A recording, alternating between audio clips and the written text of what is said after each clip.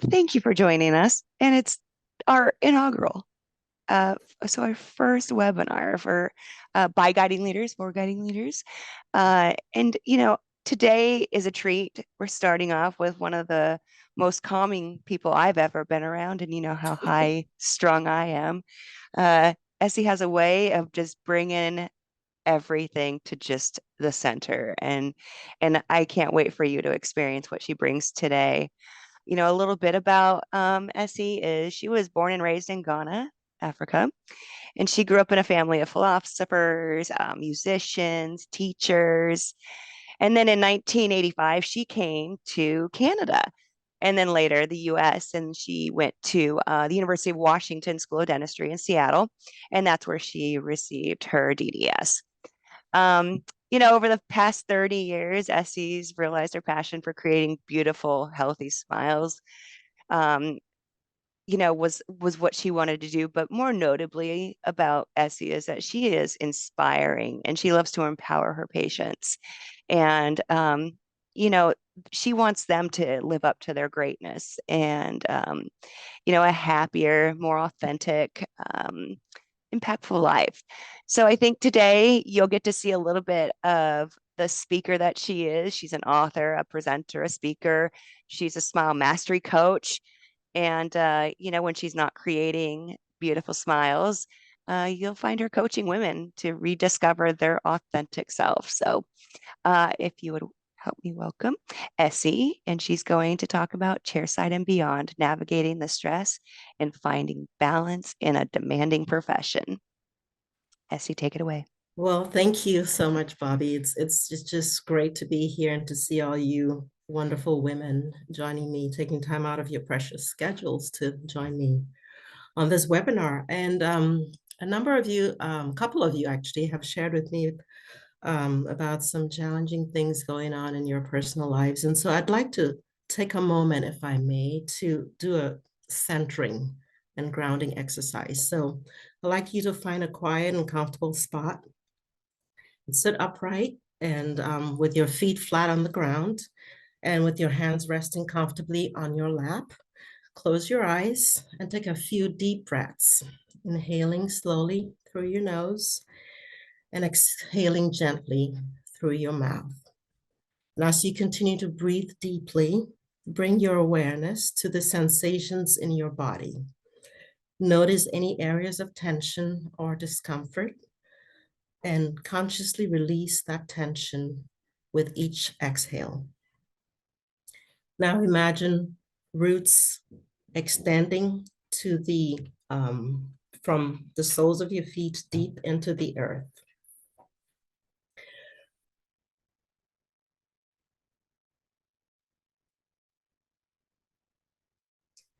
Now visualize those roots anchoring you firmly to the ground and providing you stability and support. With each breath, imagine drawing up nourishing energy from the earth through these roots, filling your body with a sense of strength and charisma and calmness. Allow yourself to stay in this grounded state for as long as you need, continuing to breathe deeply and feeling the connection between your body and the earth. When you feel ready, gently open your eyes and return to the present moment, carrying this sense of centeredness with you as you go about your day, as you listen in on this presentation.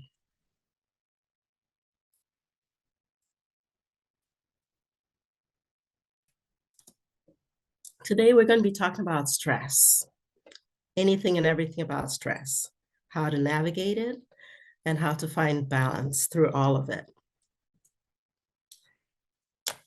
Stress is a natural process. It's a natural way to respond to any demand or challenge, whether it's real or perceived. Whether it's imagined or not, the response and the feelings that we feel are real and the same. And it really happens when we perceive a discrepancy between the demands placed on us and our perceived ability to cope with those demands. But it's a natural and adaptive process. And it's designed to help us to deal with threats, whether real or imagined, and to prepare our bodies to either fight or to flee, which is the stress response. When faced with stressors, our body's fight and flight response is triggered, and this leads to a series of physiological changes, including the release of stress hormones, acetyl cortisol, and adrenaline, excuse me. And in the context of the dental profession, stress can arise from various sources, including patient care, workload pressures, emotional toll of dental practice, and understanding stress, its triggers and responses is crucial for us to better develop strategies to manage and mitigate it. And this helps us to deal with it. Now, there's different types of stressors. There's eustress, which is really good stress. It's the kind of stress that motivates us and helps to keep us focused and helps us wake up in the morning ready to go. And then there's eustress, which is sort of neither good nor bad. It's like a tornado hitting a deserted island or something like that. It has no direct impact on us. And then there's distress, which is what we mean when we talk about stress. There's 4 categories: acute stress, chronic stress, which is really what most dentists find themselves dealing with.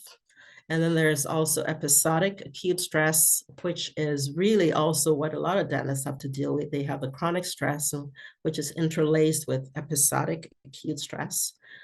And then there's, of course, traumatic stress, which involves traumatic events, violence, and natural disasters, and the like. Now, this here is a stress curve, and it plots stress against performance. And you can see here in the beginning of this curve, there is some stress, obviously, and I would call this eustress. It's the type of stress that motivates you and allows you to keep going. Your performance increases, and you're productive, and you're doing good. And then you get up here to this high point here on the graph, and this is where you're rocking it. The stress level is just at the right level, and your performance is at its peak. And this is really where we want to strive. We want to strive to stay at, because we're managing the stress as it happens and maintaining a level of productivity and performance. As you know, in life, stress accumulates and it continues. So if we're not finding ways to mitigate it, it will take us past this tipping point where we start to panic, because we begin to feel this discrepancy between our ability to deal with the stress, and we start to freak out. And if we don't deal with it, we eventually get sick, or we crash and we burn. So obviously, it's very important to deal with it. The stress response is really a complex response involving many body systems. It involves pretty much all the systems of our bodies, and it activates the sympathetic nervous system, which releases stress hormones, cortisol, and adrenaline, and it leads to increased heart rate, elevated blood pressure, enhanced respiratory rate, and other changes, and prepares our body for the fight and flight response. It's really a complex system, and not as simple as we make it sound. And I'd have to say that stress in dentistry is sort of like holding this glass of water. It's not a big deal, right? I mean, it's just a glass of water.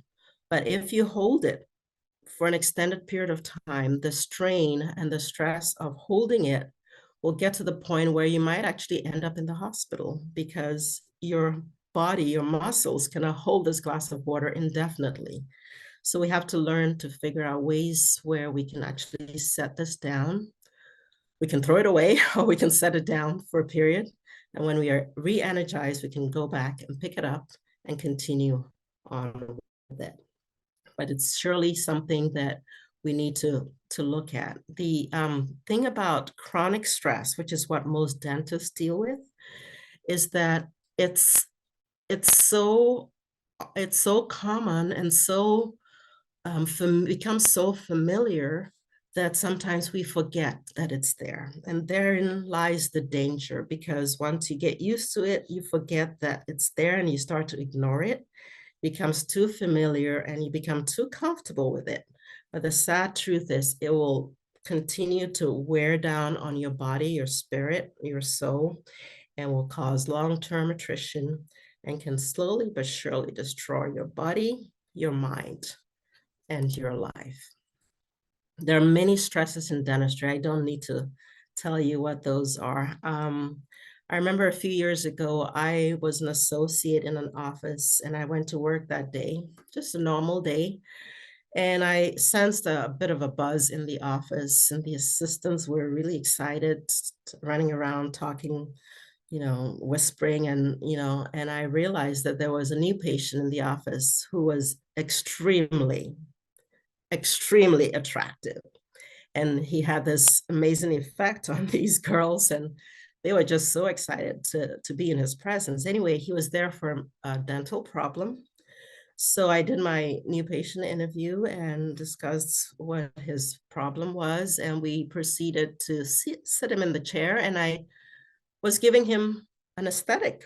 And as I was finishing up, he said, I don't feel so good. I think I need to use the restroom. So I said, sure. So I quickly seated him upright and went to move the chair out of his seat. He got up, and as he was moving towards me to get to the restroom, he just slumped over and collapsed, taking me down with him. He collapsed onto the floor and took me down with him.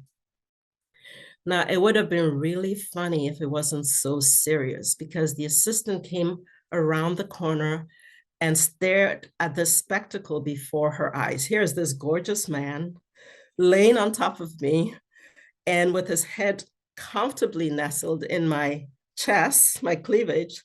And she says, Dr. Quaidoo, what are you doing? And I sternly ordered her to help me get him off me. And we called 911, and they transported him to the ER, and they confirmed that he had suffered a vasovagal reaction, which is triggered by high levels of anxiety.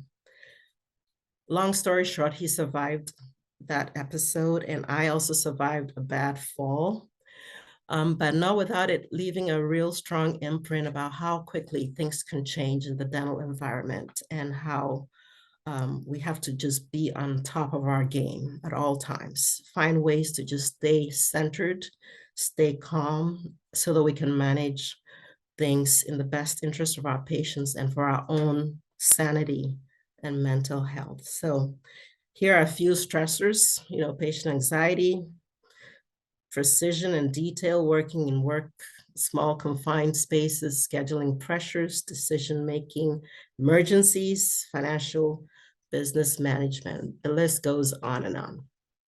Now, I'm sure that we all have stressors that we're dealing with at any given moment, and I would encourage you to jot down right now, if you would, the one thing that is really front and center in terms of stressors in your life right now.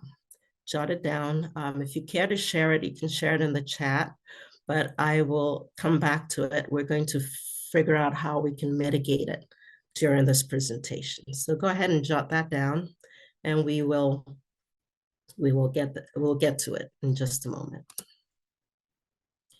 Now you might ask, can we control stress? Well, stress is brought about by change, and change is the very essence of life. So, and because change brings about tension, it creates the stress, but it's also what invariably creates the transformation that we need in our bodies, in our environment, and in our lives. So can we control life? Of course not. Can we control all the changes that happen every single day? No, we cannot. But what we can do is change or manage the response that we have to the myriad of stressors that confront us every day. There's over 8 billion people on the planet today, and we all affect the world in some shape or form. And so, and we all bring to the world our own unique belief systems, values, attitudes, and stressors.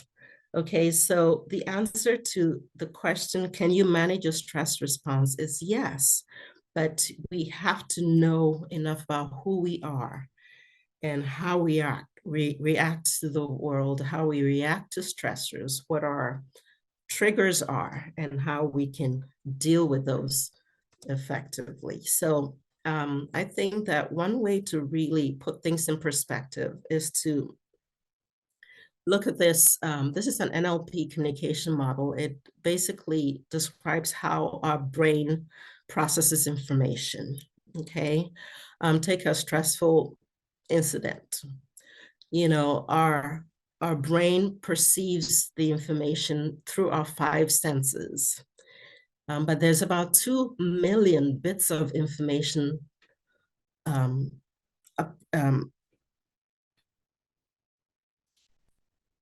to over 2 million bits of information being inputted into our brain at any given second. And there's no way our brains can manage or process all that information. So it does one of three things. It either distorts it, it generalizes it, or deletes it. And it does these three things by passing those bits of information through a series of filters. And those filters could be your values, your beliefs, your attitudes, your traits, your languaging, your memories, your time space, your meta programs. So it passes the information that is confronting it through these filters. And this leads to an internal representation, which then leads to an emotional state, a certain emotional state, which then triggers our physiology. And in the case of stress, it triggers the stress response. And then we behave in whatever way that we behave when we're stressed. Either we lash out, or we become irritable, or our heart rate goes up and we start sweating, or whatever it is we do. But the good news is that this is kind of a feedback loop. So there's ways in which you can interrupt that pattern as it starts. And if you know enough about who you are and how you get triggered, then you know when it's coming on and you can sort of interrupt the pattern. I remember a number of years ago, I had a patient. He was a 16-year-old high-functioning autistic boy, and he had been through the foster care system, so his dental was very much in disarray. He had a lot of dental problems, and he was always late, and we couldn't get him to sit in the chair. We couldn't get him to open his mouth. But so he was in the schedule, and he came in and he was late again, which disrupted my day. But we finally got him into the chair, and I noticed that his lips were really dry. So I asked the assistant to hand me some Vaseline so I could moisturize his lips to get him to open his mouth. So anyway, and as I was applying this Vaseline to his lips, a thought just landed in my head. And I said to him, his name was Derek, I said, Derek, you're not going to believe this, but today is your lucky day. Today, we're applying bright red lipstick to make things more colorful and to make things move along. And what I didn't realize was that Derek was a very visual person, and the visual of a 16-year-old petrified boy in bright red lipstick in a dental chair was just too compelling and hysterical for him to resist. So he just burst out into hysterical, contagious laughter. And it was so infectious, I found myself giggling and laughing, my assistant, and literally the whole office. They didn't even know what was so funny, but everyone started laughing because the laughter was so compelling and so infectious. We laughed for a good 5 minutes. And then with tears rolling down all our faces, Derek seemed to go through some kind of transformation. His stress response completely evaporated, just disappeared. He opened his mouth, we were able to do his work, and he came back later. He came on time. We were able to finish all his dental work. So what happened with that red lipstick story is that it interrupted Derek's stress pattern. And it's almost like putting a scratch in a record. Once it's scratched, it'll never play the same again. And this was so obvious with Derek. And it was just so interesting to see. So there are many ways in which we can put a little scratch, if you will, on our stress record or pattern and change things for the better. One of the things that I think is so foundational to managing stress is to become more self-aware of who we are. You know, knowing why we do what we do, identifying our true values, our personality and traits. It's fundamental in designing our stress response, both professionally and personally. And self-awareness really lays the foundation for effective stress management in any given situation. It provides insights into our triggers, our coping mechanisms, our communication style, and overall well-being. It empowers us to become more intentional in our choices and to align our values correctly. And it helps us to contribute to a healthier, will contribute to a healthier and more balanced life. So I think knowing thyself and taking some time for self-reflection and self-awareness is just key to being able to be in a position to manage the stressors that invariably come at us every single day. There are some tools that can be used. There are many tools online. You can go online and just Google or, just type in personal value tools, and you can take any one of those assessments. But here's three of them that, the VIA survey, the Barrett's values tools, and then the life values inventory online will all give you insights as to what your personal values are. But keep in mind that each of these assessments have different approaches and interpretations of values. So you have to be open-minded and sort of, just basically keep an open mind. There's also the personality assessment tools. One of my favorites is the 16 personalities. And you can find that at 16personalities.com. It's a Myers-Briggs type indicator. If you answer those questions correctly and honestly, it will pretty much spell out exactly who you are. And it will also tell you how you behave in certain scenarios and how you react to stress and how you recharge and how to, just be, how to overcome your weaknesses and, enhance your strengths and all of that. So it's a really good thing to do.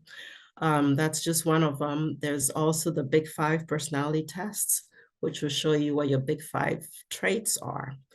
And this, along with a plethora of other tools online, can help you in assessing what your personality type is. Now, how do we cope with stress? I would say that anytime you're confronted with stress, you need to ask yourself one of several questions. First off, is this something that you can avoid or walk away with?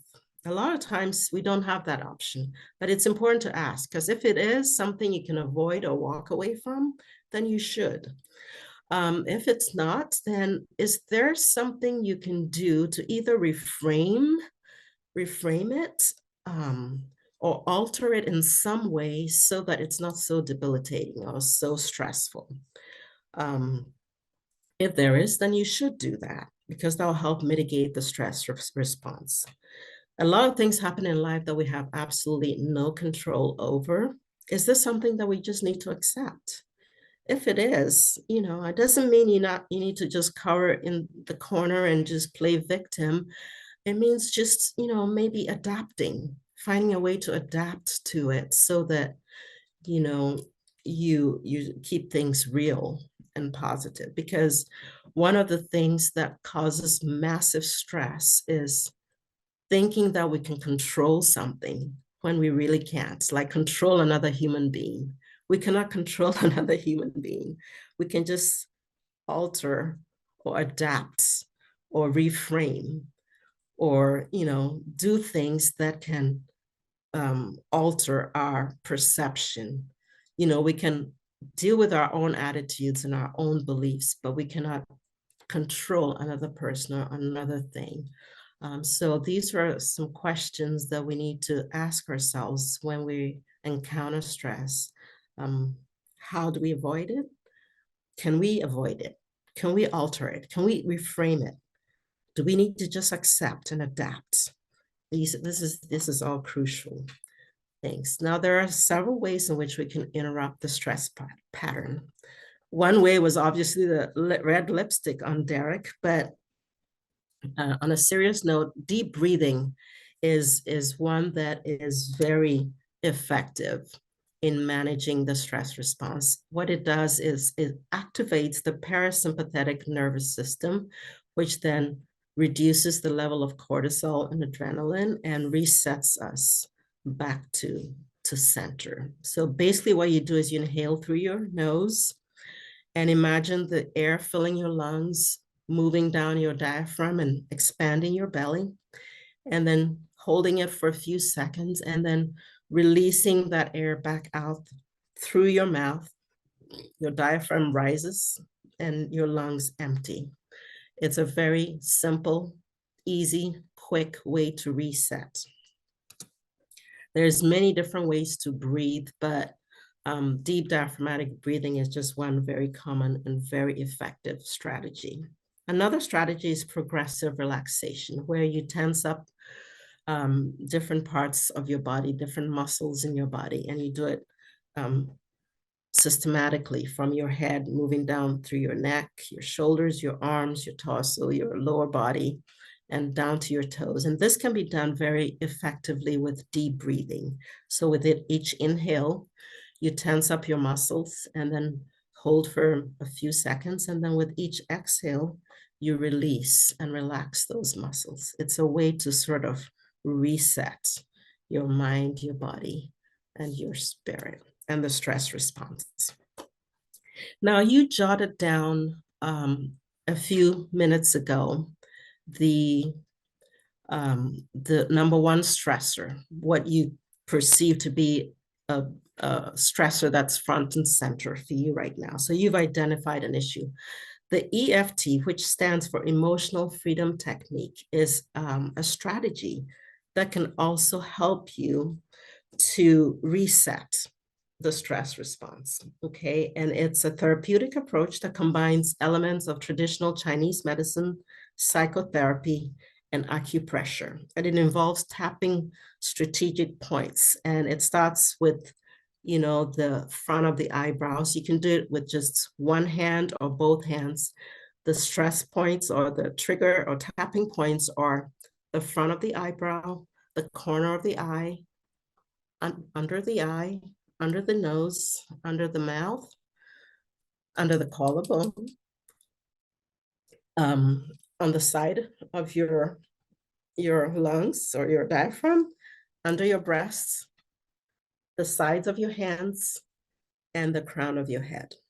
And basically what you do is you have a setup, you create a setup statement. So it goes something like this. Even though I feel anxious about X, which is your stressor, I deeply and completely accept myself. So what you do is you start tapping and start repeating the statement. So even though I feel anxious about X, I deeply and completely accept myself. You do this maybe 3 or 4 times. And after each round, you check in to see how you're feeling.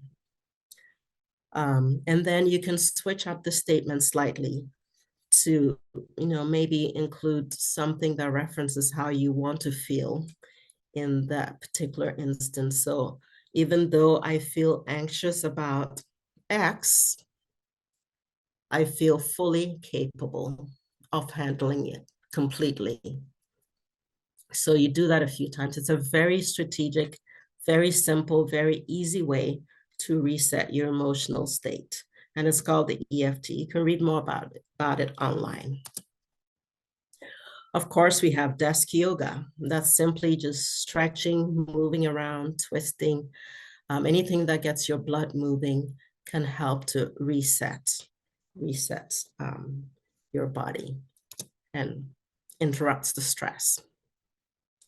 A lot of times, what happens during the stress response is movies or stories that we're telling ourselves in our minds.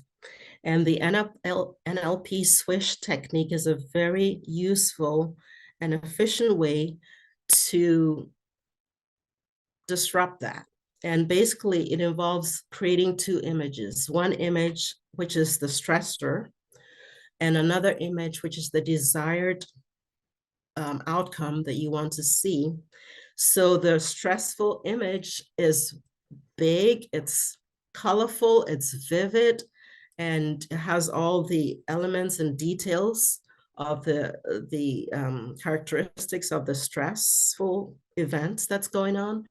And the desired image starts off in the lower right-hand screen of your lower right-hand corner of your mental screen, and it's smaller, it's black and white, very inconspicuous. And so with this technique, what you do is you just switch out those images. So the desired image becomes big, colorful, bright, vivid, and then the stressful image becomes smaller, black and white, inconsequential. So you do that quickly.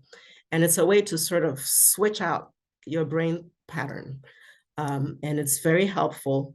It has to be done a few times to really get good at, but obviously you can always seek the help of an NLP person, coach, therapist, or you can see a mental health counselor if it's something that's really plaguing you that requires more attention. So once you do that switch, you do it a few times, you start to feel good. Then what you do is you want to anchor that change with either a gesture, like maybe a snap of your finger or a tapping of your shoulder, or I like to say a smile, because a smile is always relating to something positive and something pleasant. So you can create an anchor of some sort. And one of the neat things about this technique is when you don't have time or there's not enough, you don't have the chance to actually go through the steps of creating this image and doing all of that, um, you can just tap yourself or just repeat that anchor. If it's a smile, if it's a tap, if it's a snap of your finger, and that automatically will remind your brain to get into that state of positivity and positive well-being. So it's a very cool technique that can be utilized. Another thing that usually plagues us when we're going through stress is the internal negative self-talk.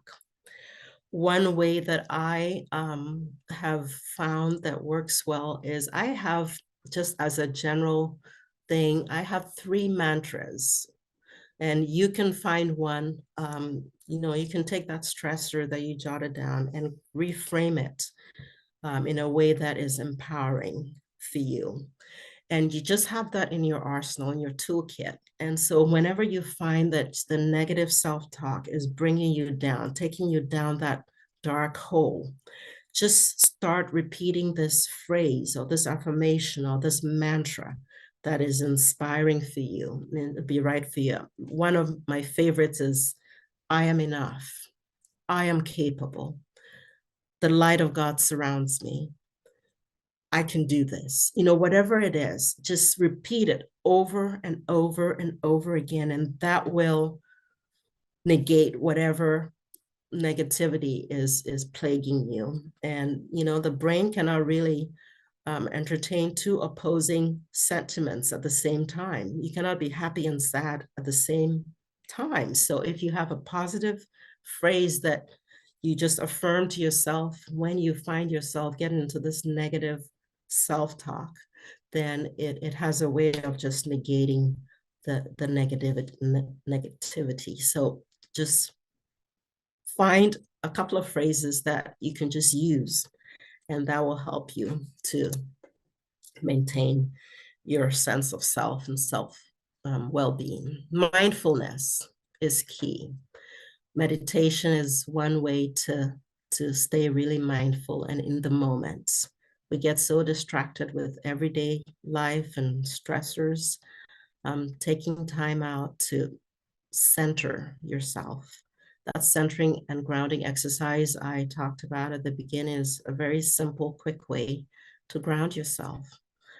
Deep breathing, progressive relaxation, just staying in the moment. There's so many activities during the day that we engage in, like hand washing. You can do mindful hand washing. You can do mindful interaction with your staff, mindful interaction with your patients, mindful interaction with your spouse or your children. There's just so many things that we can just do mindfully that helps to keep us centered, keep us grounded. It's real key to maintaining a sense of self and well-being. Now, if you took time to discover what your core values are and what you're about, who you are and what you're about, time management is going to be key, because then you can align all your goals with your values. And life is stressful, life is busy. There's only 24 hours in the day. But at the end of a day where you've engaged in activity that moves the needle for you, and moves you confidently in the direction of your dreams, even though you're exhausted, you feel good. You feel purposeful. I mean, you feel fulfilled.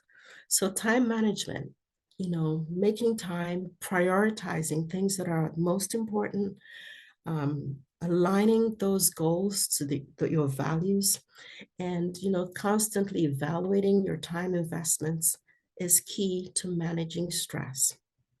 We cannot do everything all at once. We just have to figure out what's most important, write them down, tackle them one at a time, from the most important to the least important, and go down that list.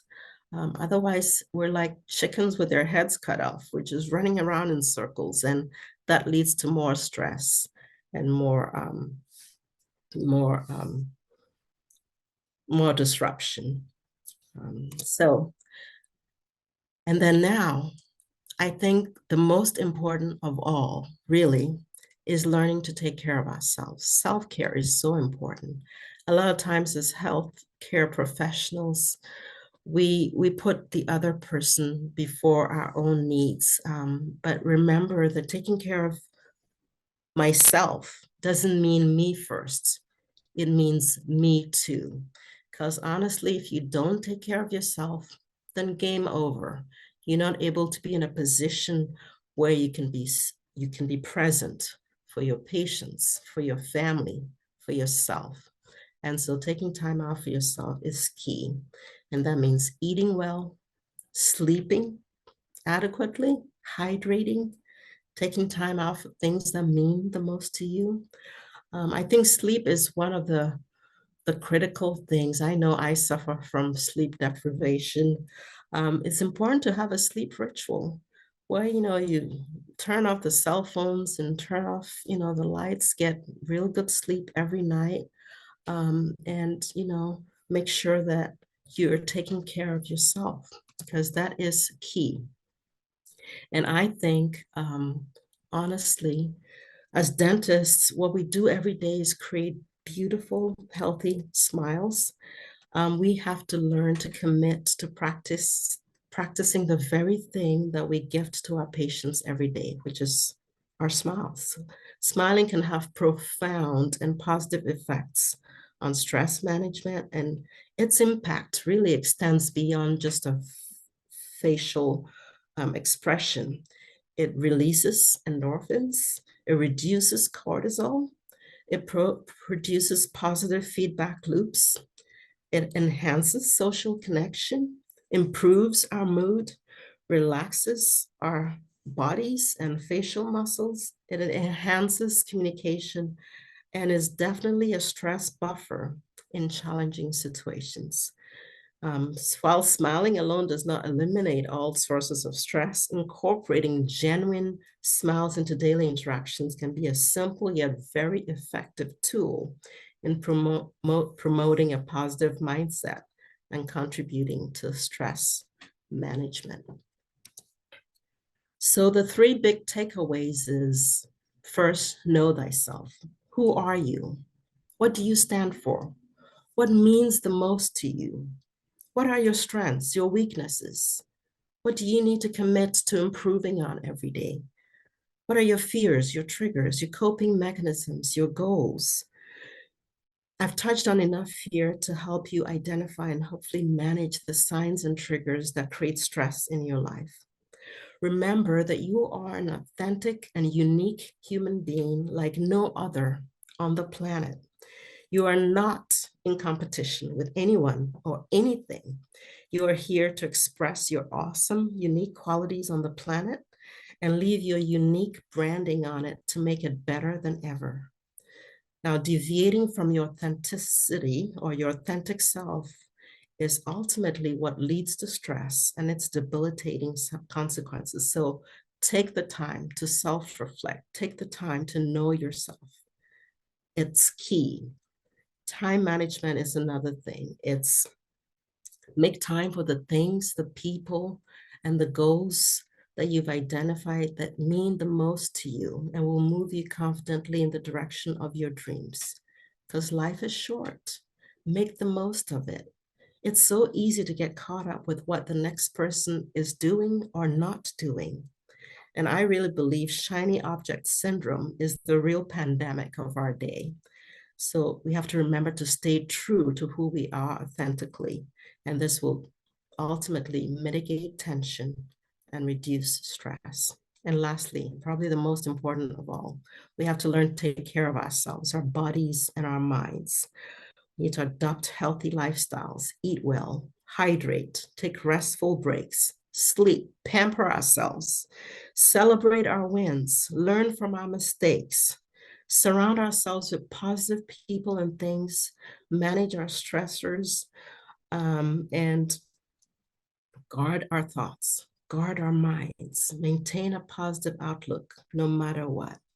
There's always a silver lining in whatever happens to us if we look hard enough. And if we look hard enough and then we smile enough times, I mean, smiling costs nothing. It's instant and it's effective. It'll wipe away your stress physically, mentally, and emotionally. I was gonna do this, show you this video. There's a New York Times best-selling author by the name of Masaru Emoto, but I don't think we have time to do that. But he demonstrates the effect of positive thoughts, words, gratitude, and consciousness on water. He took beautiful photos of water crystals that had been exposed to positive thoughts and negative thoughts also. And it's really striking. And it would behoove you to maybe take a look at it. You can just Google it. His book is The Hidden Messages in Water. And it's a really compelling testimony on how our thoughts, our words, and our actions affect us in more ways than we can even imagine.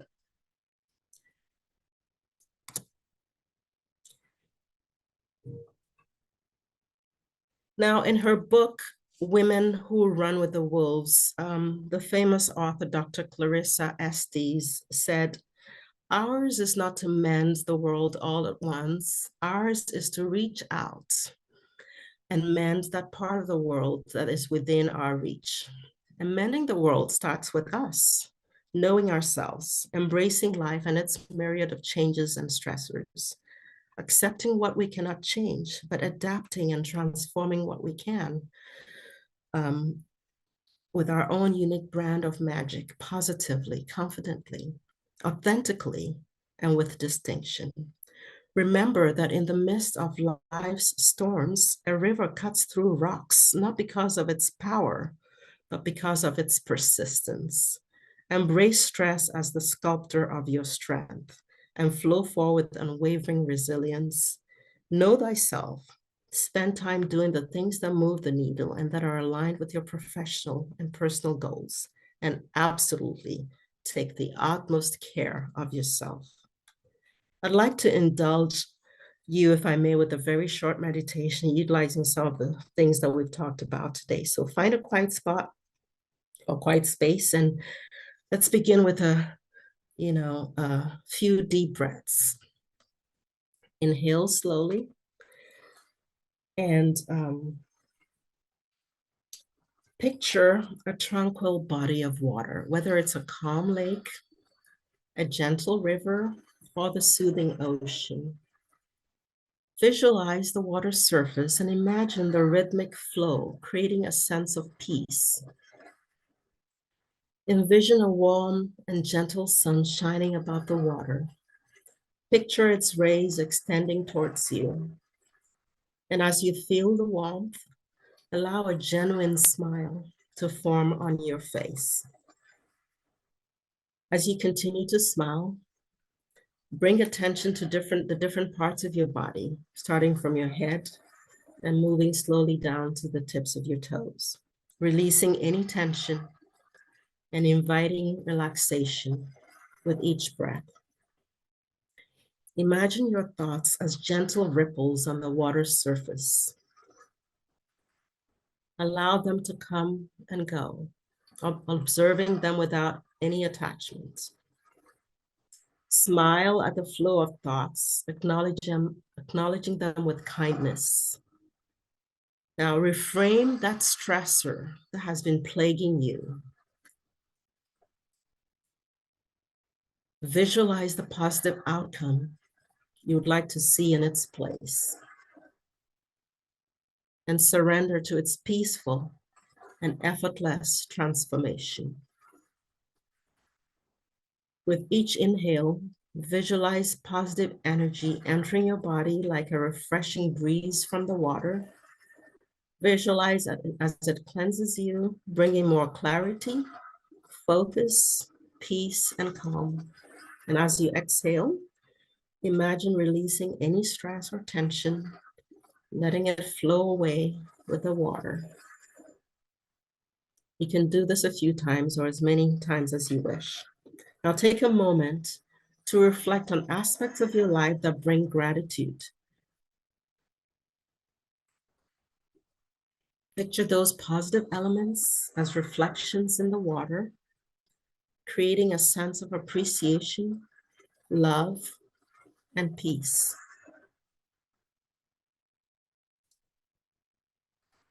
Now gradually bring your awareness back to the present, and before opening your eyes, take a deep breath and allow a genuine smile to linger on your face. Know that you are enough. You are capable, and you are awesome. You can now open your eyes. Thanks for spending time with me, and thanks for listening. You've been a great audience. I'm going to unmute the sound now, and if you have any questions, I'll be happy to answer them. Thanks so much, Essie. We didn't have sound, but I don't think we needed it. Oh, you didn't have sound? Okay. No, it didn't come through, but Oh. it works still. I didn't need Okay, the sound, good. just the sound of your voice always. Oh, Thank thank you you. so much for doing that Thank you. for us. Does Thank you. anybody have any questions or any comments they want to share with us? I mean, I'm with you, Rebecca. What a way to start the weekend.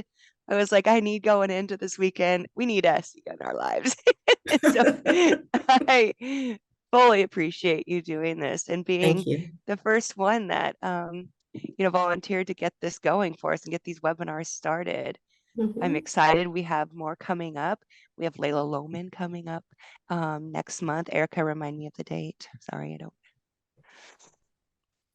There we go. It is March 29th. March 29th. And Mhm. so, this is just really quite special to be able to do with you all and get you all back on the screen together. I miss you guys so much. It's like, oh, you're part of my life and then you leave. And then I get to see you in this square like this big. So I just want to make sure we get to continue meeting up and having these monthly webinars and that we can continue to support the women who are putting themselves out there for us. And it's not easy to do, right, Essie? Even though you're a seasoned professional at this, it still isn't easy anytime It's you do not. it. Yeah, No. Yes. you I did appreciate you amazing. all for sure. Yes, thank you so much. Well, if anybody has any questions, let us know. If you have, can we do this again? Yeah, like every Friday. No. Send us into the weekend every Friday, Essie. No, we definitely will have. If there's requests for people to come back and present, absolutely we'll do it. Our calendar is full for the year for presenters, and that's at one a month. So this would be once a month. We can do it more than once a month if we wanted to do it every 2 weeks. We could probably get more people on the calendar. There have been people who haven't had a chance to do it, and they won't until next year if we don't do it more than once a month. But we'll kind of see how this plays out. We'll do it once a month for a few months and see if y'all start dropping off on me. That's gonna be a problem. No. No, I think as long as we just keep coming back and hearing new ideas and different perspectives, this is what it's all about. We're all so different. We live in different areas of the US even. It's just I'm looking at we have um Connecticut girl, Rebecca's in the snow, Kavita's in Dominican Republic in the blue sunny sky. So it's really quite amazing to get you all back in here together. And yeah, I appreciate you all. And I look forward to seeing you. I get to see you guys a little bit more than you all see each other. So, but I look forward to each time I get to. Um, that's all we've got for you today. Have a wonderful weekend. Thank you. Kavita, I am jealous. Loving that background. How warm is it out there in Dominican? Oh, I made It's her. it's freezing. It's freezing. It's terrible. Oh, Oh. you lie. You lie. Like 87. Oh, heaven. Oh, Okay. All wow. right. We can all just hope that we were there. Wish we were there with you. All right, you guys. Have a great weekend.